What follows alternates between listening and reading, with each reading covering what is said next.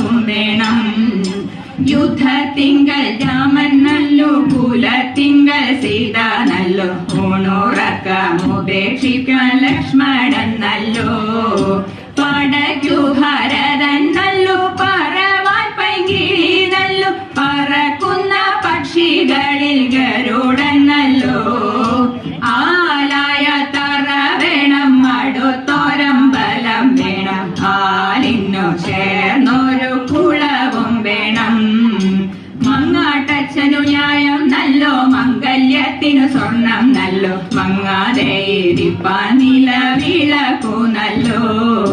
ഭാര്യത്തച്ഛനു ഭയം